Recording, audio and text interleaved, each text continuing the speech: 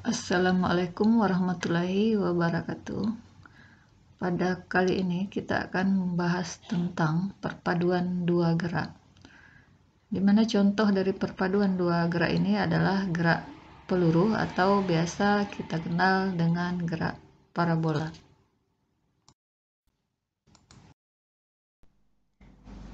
Gerak peluru adalah gerak dengan percepatan konstan sebesar percepatan gravitasi bumi yang arahnya ke bawah atau menuju bumi, dan gerak dengan kecepatan konstan ke arah horizontal. Gerak ini adalah perpaduan gerak lurus beraturan dan gerak lurus berubah beraturan, yang mana lintasannya berbentuk parabola, sehingga gerak ini juga dikenal sebagai gerak parabola.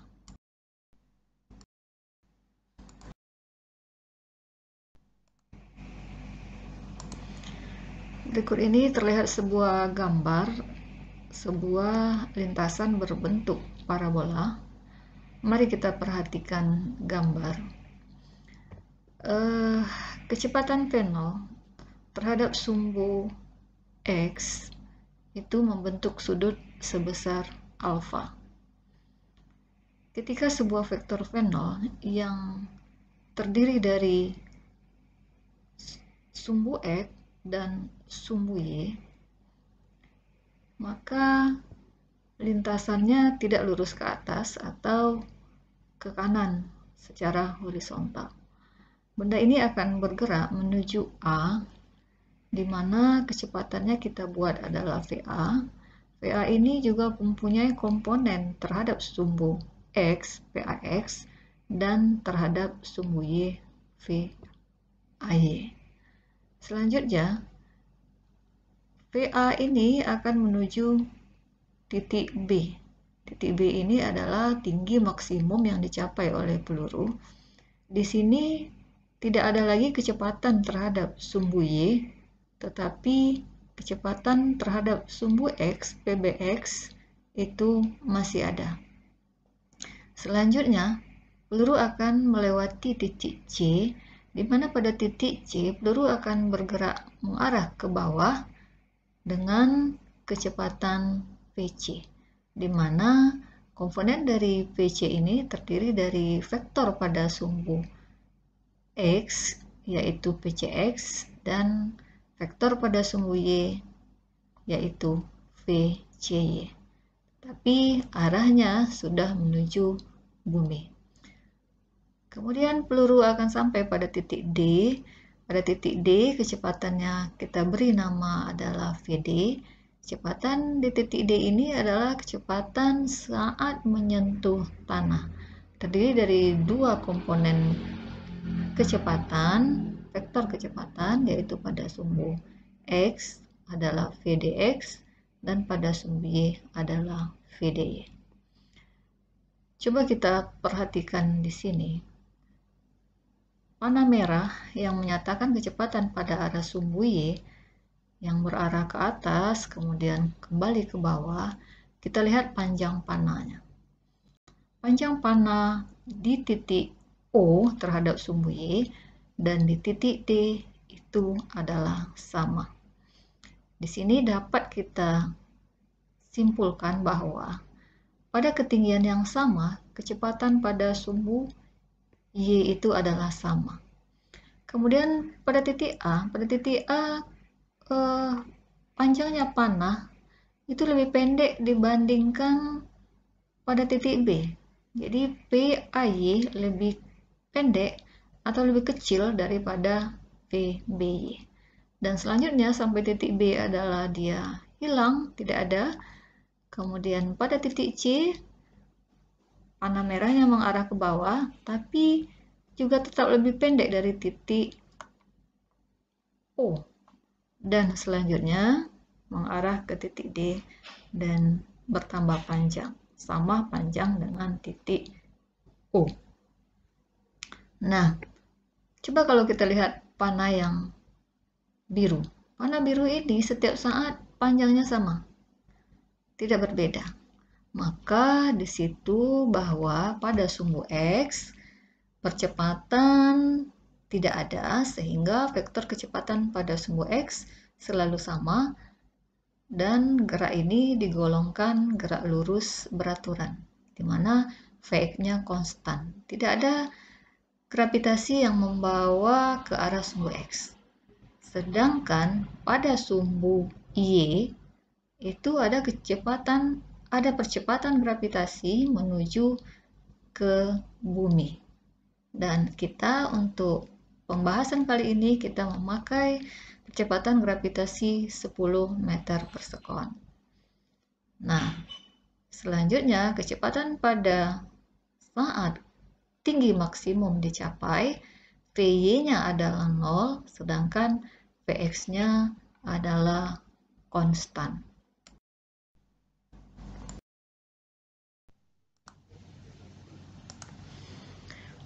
Baik, seperti pada slide ini, sumbu X sudah kita bahas tadi bahwa adalah merupakan gerak GLB. Pada sumbu X merupakan gerak GLB, di mana hanya berlaku satu rumus pada materi sebelumnya, yaitu X sama dengan V0 X dikali T. Walaupun V0-nya ini berubah jadi VAX, PBX, PCX, atau VDX, tapi nilainya tetap sama. Nah, V0 X itu sendiri sudah kita bahas tadi, adalah V0 cos alpha. V0 X adalah V0 cos alpha. Kemudian X akan menjadi V0 cos alpha dikali T. Dan pada sumbu Y itu karena adanya percepatan gravitasi bumi, maka pada sumbu Y berlaku gerak lurus berubah beraturan. Kemudian rumus-rumus yang kita pakai pada gerak lurus beraturan pada pelajaran yang lalu, yang sudah kita pelajari, itu berlaku di sini. Yang pertama, Vy sama dengan V0Y dikurang GT. Kenapa dikurang? Karena dalam proses benda itu naik ke atas atau melawan gravitasi bumi.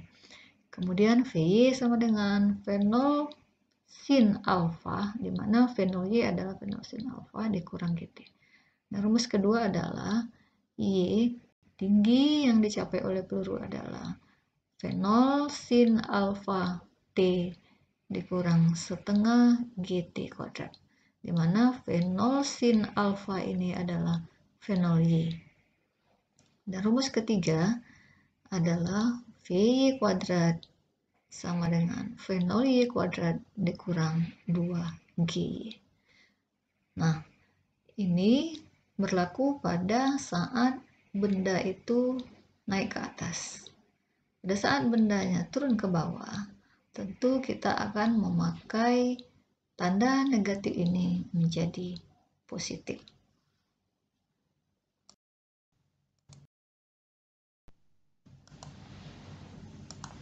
Masih pada gambar yang sama, kemudian kita ingin mencari tinggi maksimum yang dicapai oleh peluru atau YMAC.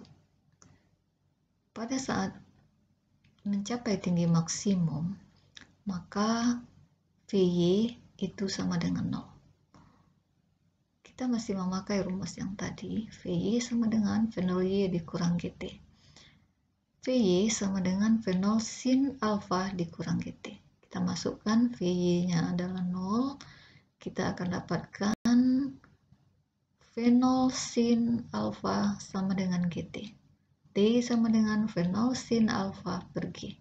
T ini adalah waktu untuk mencapai tinggi maksimum. Nah, bagaimana kalau kita ingin mencari jarak mendaftar maksimum yang kita kenal dengan Xmax? Maka waktu yang dibutuhkan untuk mencapai jarak maksimum itu adalah 2 kali waktu untuk mencapai titik tertinggi. Maka kita gunakan rumus GLB, X sama dengan V0 X dikali T, di mana X sama dengan V0 cos alfa dikali T.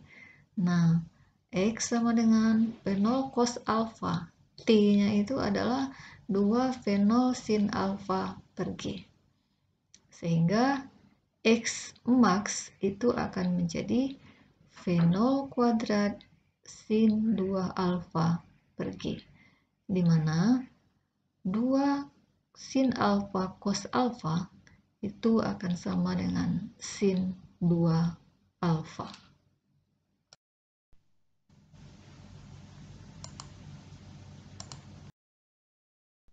Selanjutnya, kita akan menentukan tinggi maksimum yang dicapai oleh peluru. Tinggi yang maksimum yang dicapai oleh peluru, bila peluru itu ditembakkan pada ketinggian Y0, maka kita akan menambahkan faktor Y0 pada persamaan ini. Y max sama dengan Y0 ditambah V0 sin alfa dikali T dikurang setengah GT kuadrat. Karena pada gambar terlihat ketinggian Y0 adalah 0, maka kita akan masukkan waktu yang dibutuhkan untuk mencapai titik tertinggi. Jadi kita tinggal merubah T menjadi V0 sin alfa per G, dan ini adalah T kuadrat, V0 sin alfa per G dikuadratkan. Lalu kita kalikan, kita akan dapatkan V0 kuadrat sin kuadrat alfa per G dikurang setengah G V0 kuadrat sin kuadrat alfa per G kuadrat. Kita akan dapatkan di hasilnya adalah V0 kuadrat sin kuadrat alfa per G dikurang V0 kuadrat sin kuadrat alfa per 2G. Di mana Y max-nya akan menjadi 2 V0 kuadrat sin kuadrat alfa V0 kuadrat sin kuadrat alfa per 2G. Kita samakan penyebutnya dari persamaan yang dua tadi. Di mana Y max kita dapatkan V0 kuadrat sin kuadrat alfa per 2G. Oke. Kalau kita ingin menentukan besar kecepatan pada masing-masing titik, kita harus membuat V sama dengan akar Vx kuadrat ditambah Vy kuadrat. Misalkan saja kita ingin mencari kecepatan VA. Maka besarnya kecepatan VA itu adalah akar dari VAX kuadrat ditambah VAY kuadrat diakarkan. Kemudian bagaimana dengan arah vektor kecepatan? Kita tinggal mengambil rumus tangen alfa sama dengan Vx per Vy. Nah, besar V0 dan PD sampai di tanah sama, tetapi arahnya berlawanan.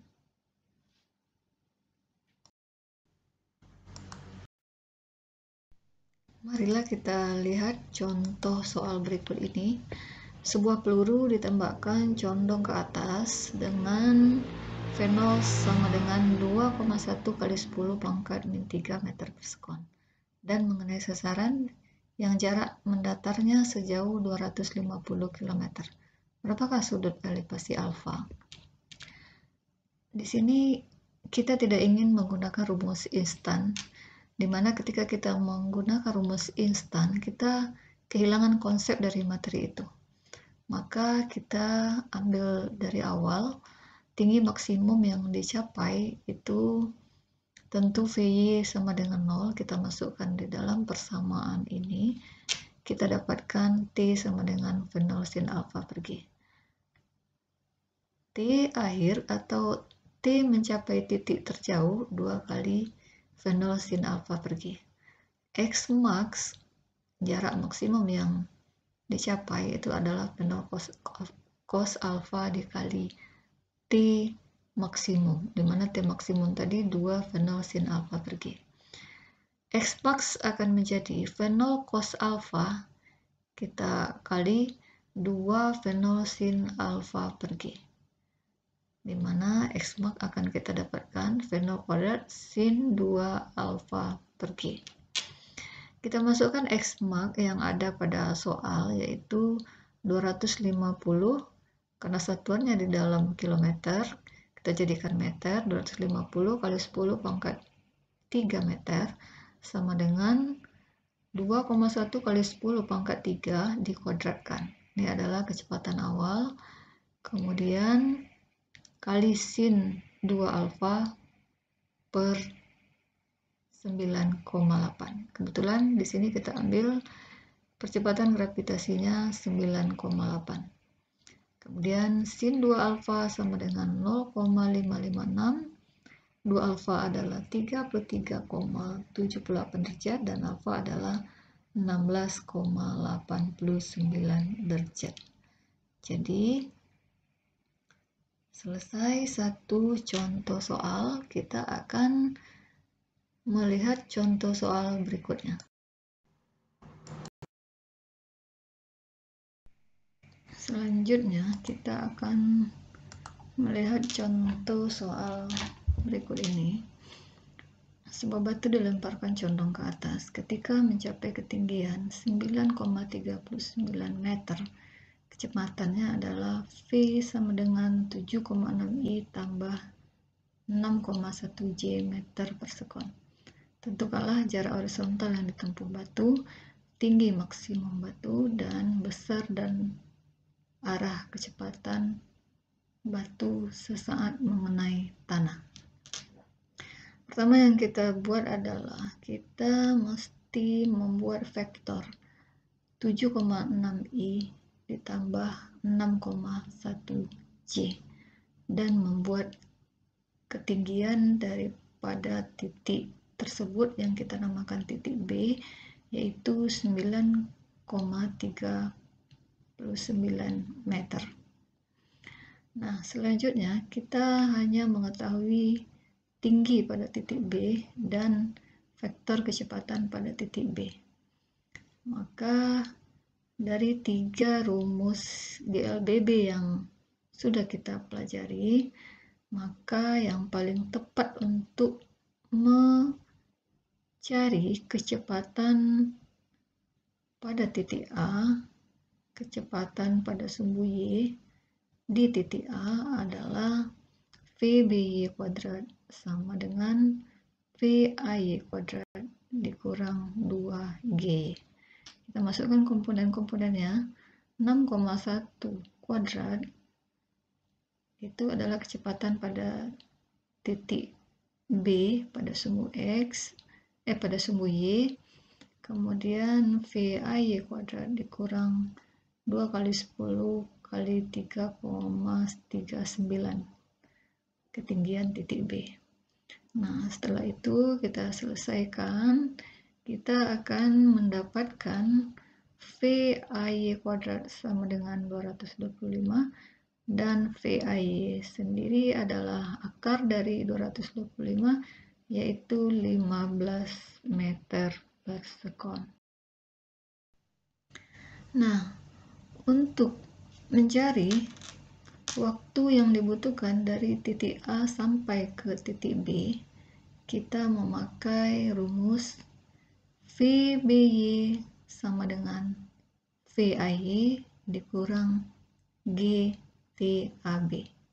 Kita masukkan VBY adalah 6,1, VAY sudah kita cari tadi 15 dikurang 10 kali TAB.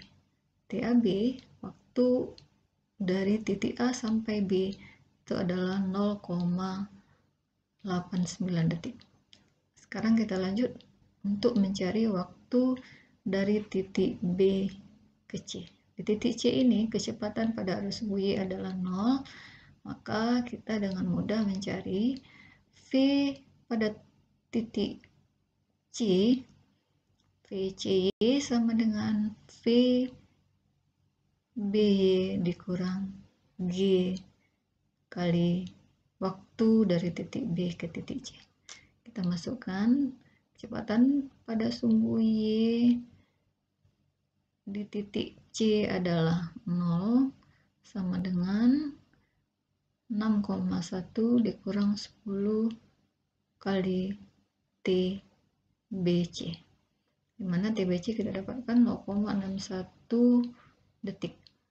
Nah, sedangkan waktu untuk yang diperlukan dari A sampai C, kita tinggal menambahkan saja waktu dari A sampai B ditambah waktu dari B ke C, yaitu 0,89 ditambah 0,61, 1,5 sekon.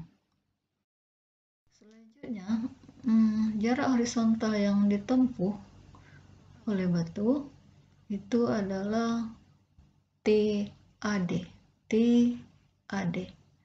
di mana TAD ini adalah 2 kali TAC,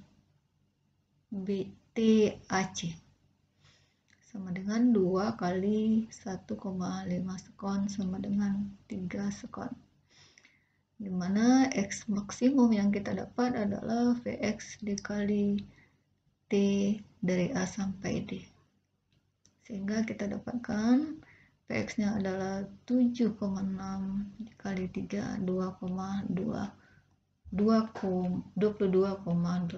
meter. Kemudian tinggi maksimum yang dicapai oleh batu, kita pakai rumus GLBB, hamak sama dengan Fenelyi dikali TA sampai C dikurang setengah GTA sampai C dikuadratkan. Lalu kita masukkan 15 kali 15 setengah kali 10, 1,5 kuadrat. TAC tadi 1,5 sekon. Kita selesaikan sehingga kita dapatkan hamak 11,25 meter. Nah, kecepatan saat menyentuh tanah, yaitu kecepatan awal ditembakkan dari ketinggian 0 meter di atas tanah sama dengan kecepatan saat mengenai tanah. Jadi kecepatan di titik A dan titik D, besar kecepatannya adalah sama, tetapi arahnya berbeda. Coba kita lihat. PDY sama dengan min 15 meter per sekon. Dan PDX tetap yaitu 7,6 meter per sekon. Kita dapatkan PD sama dengan akar dari 7,6 kuadrat ditambah 15 kuadrat. Di sini akan kita dapatkan positif, sehingga VD itu besarnya adalah 16,8 meter per sekon. Sekarang kita ingin mencari arah kecepatan saat menyentuh tanah, yaitu tangen alfa sama dengan kecepatan pada sumbu Y di titik D dibagi dengan kecepatan pada sumbu X di titik D, sehingga tangen theta sama dengan VDX per VDY. Alfa adalah sama dengan arcus tangen 15 dibagi 7,6, sehingga alfa sama dengan min 61,1 derajat. Kalau kita lihat di sini, kita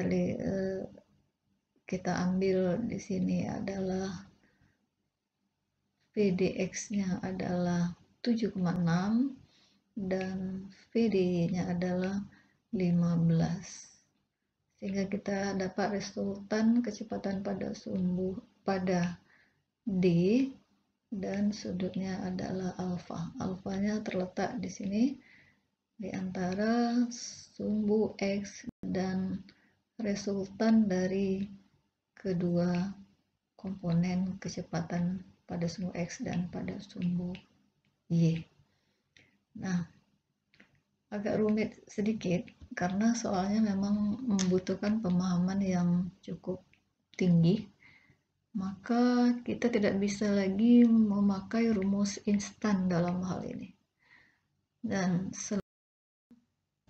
untuk menguji pemahaman tentang perpaduan gerak, kita akan modifikasi soal tadi menjadi sebuah batu dilemparkan condong ke atas ketika mencapai ketinggian Y meter dan jarak horizontal 10 meter. Kecepatannya adalah 7,6 I ditambah 6,1 J meter per sekon. Tentukanlah A, tinggi Y dari tanah, kemudian tinggi maksimum batu, dan besar dan arah kecepatan batu sesaat mengenai tanah. Oke, apakah Anda memahami atau tidak? Anda bisa mengecek apakah Anda bisa mengerjakan soal ini. Nah, jika seandainya bisa mengerjakan soal ini, berarti apapun model soal untuk gerak peluru pasti bisa dikerjakan. Oke, selanjutnya silakan mencoba dan sampai jumpa. Terima kasih.